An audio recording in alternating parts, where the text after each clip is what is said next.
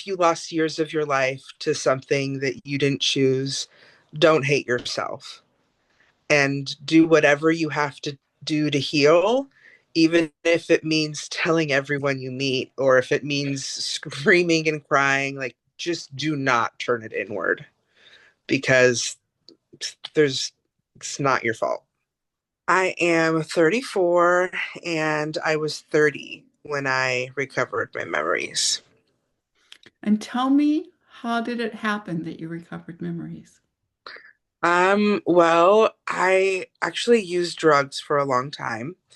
And when I got sober, um, I was having a conversation with my dad, who was one of my abusers, and he yelled at me, and it triggered flashbacks, and it triggered nightmares, and a crippling fear that I couldn't really explain in my body.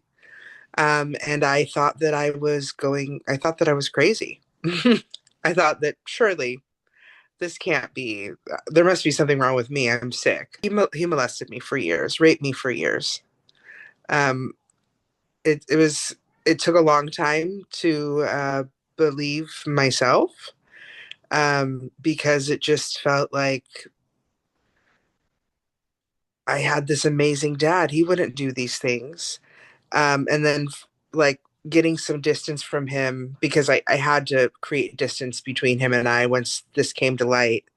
Um, I realized that our relationship actually wasn't normal at all, and he was extremely abusive and manipulative. And I knew the darker aspects of him at 30, but I wasn't at all aware of the sexual abuse until him yelling at me one day triggered it, and I was just, I immediately messaged my therapist. I think I need help because I think my dad was raping me. I think I might be something's wrong with me, because that can't be true.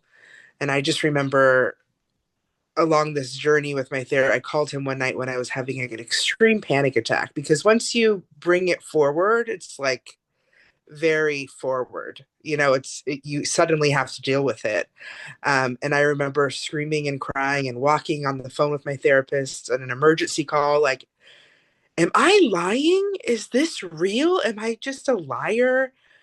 And it was just, it's been a long journey. And then when I confronted my dad, uh, he, um, he just, well, first he slammed his fist. I said something insinuating that he is a pedophile, and he slammed his fist in front of me.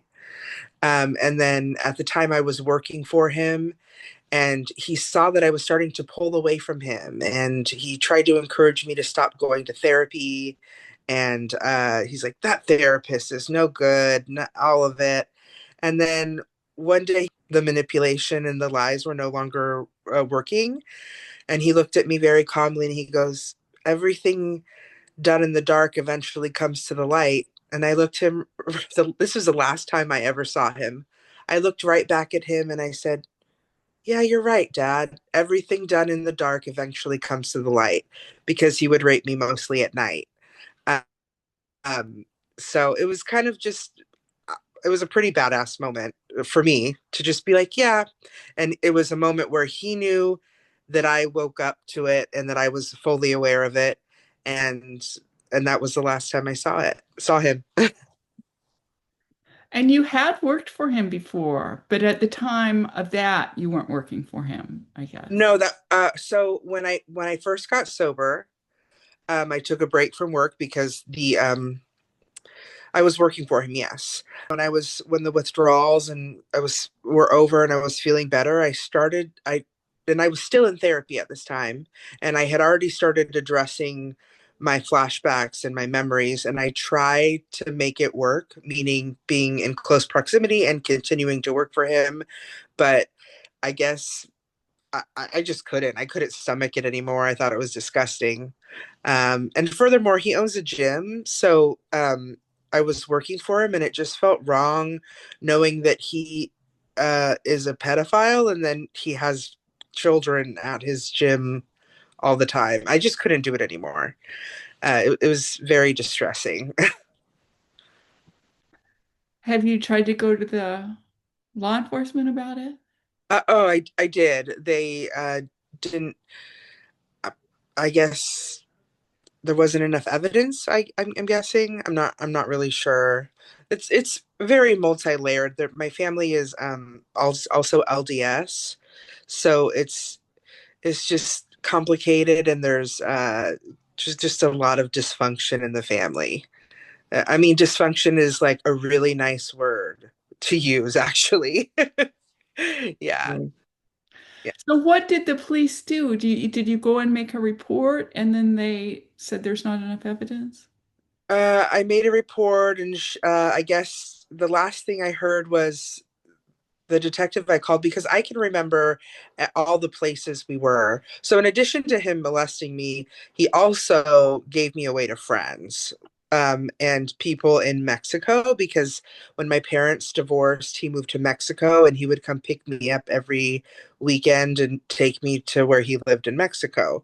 So there was like several occasions where he would uh, let his older friends or older men, like once a mechanic in Mexico, in exchange to pay for the service on his truck. Um, uh, it's just, it's a lot. He was a horrible guy. And I guess when you, well, now that I've done a lot of research about, um, because I wanted to understand, because I hated myself. Like, how could you love your dad so much if he was doing all these things to you? And so I went looking for answers, and it's like he was my caregiver. When there you can't have rage against a parent because it would threaten the attachment.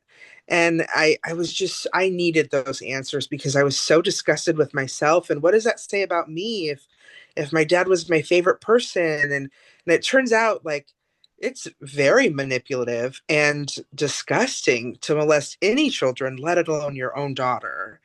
And then to furthermore share her with people as a way of currency or just connecting over the fact that you're molesting a child. It was just disgusting. It was it's taken a lot of therapy. And um I was when I became sober and all of it and all of it had come to the forefront and I was dealing with it. And I still deal with this catatonia that comes with it, like just being completely frozen and just you're kind of so stunned. And it's like a disbelief almost. Um, Luckily, EMDR has made life worth living, um, but it was rough. It was a rough road, and I'm still working through it. But all I gotta say is thank goodness for EMDR. Stay-at-home mom, been drug-free for 4 years now, and sifting through the muck and mire ever since. And I'm really proud to be raising my daughter with, um, raising her with being the mom I wish I had had. Um, I'm really proud of that because here's another layer of it. My mother is actually has and is and always has been a social worker for LA County, a child protective services for LA County. I know. Your look of disbelief is a lot like the sound that the detective made over the phone. What? Yeah, it's just pretty crazy. Oh, and none of them have come. And did she know about your abuse?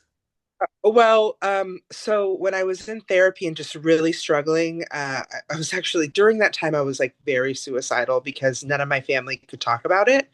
Uh-huh. And a dysfunctional family, it's like the family secret. I called her one day and I was just hysterical on the phone, and she goes, "Callie, what's wrong?" I was like, "I just had a really horrible therapy session," and she goes, "Callie, did your dad molest you?" I had not said anything, so she knew, and I guess that a little bit of that came to light. Like I don't have contact with my mom anymore, but I know that she is no longer allowed to work with children, and she, Good. yes, yeah, I know that I didn't get the justice I want because he's still walking around and is able to be around children and women at his gym every day, as far as I know. But I didn't get justice in the way that I wanted to. But my mom did receive consequences for her. What is that word? Complicitness. Yeah. How do you know that your memories are true? Your body doesn't lie to you.